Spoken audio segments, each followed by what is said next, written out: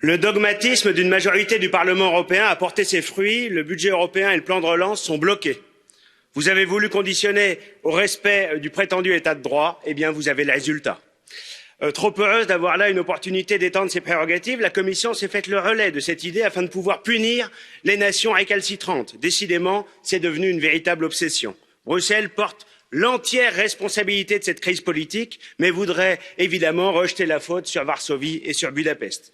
Eh bien moi, je tiens à saluer la constance et le courage de la Pologne et de la Hongrie, qui refusent cette clause scandaleuse, dont on sait très bien qu'elle donnerait lieu à un chantage permanent et qu'elle n'est évidemment pas une nouvelle règle générale, mais une persécution délibérée et ciblée contre deux États membres. Que les choses soient claires, conditionner l'accès aux fonds auxquels ces pays ont droit aux diktats et aux lubies de Bruxelles, c'est purement et simplement inacceptable.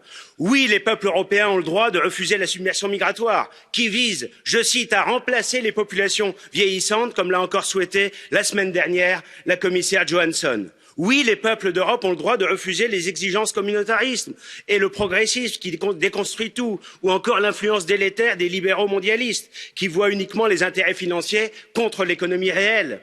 Oui, les peuples d'Europe ont le droit de refuser l'ingérence étrangère, celle de l'islam politique ou encore des réseaux de George Soros. Oui, les peuples d'Europe, à travers leurs gouvernements élus et souvent d'ailleurs réélus, ont le droit de se doter des institutions politiques et judiciaires qui leur semblent les meilleures pour préserver leurs intérêts. C'est cela que moi j'appelle l'état de droit. La Hongrie et la Pologne ont raison de défendre leur souveraineté, de faire respecter le droit des peuples non seulement à décider pour eux-mêmes, mais également à demeurer eux-mêmes.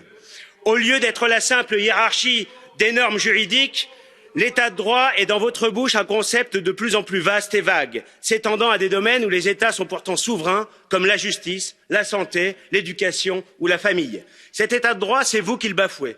Vous n'avez aucune légitimité pour dicter aux nations et aux peuples la façon dont ils doivent vivre. Les exigences des institutions européennes violent l'esprit même des traités européens. Vous êtes passé de la devise unie dans la diversité à centralisé dans l'uniformité. L'enjeu n'est rien de moins que la mise en place d'un gouvernement des juges contre la volonté des peuples. La Pologne et la Hongrie doivent tenir bon.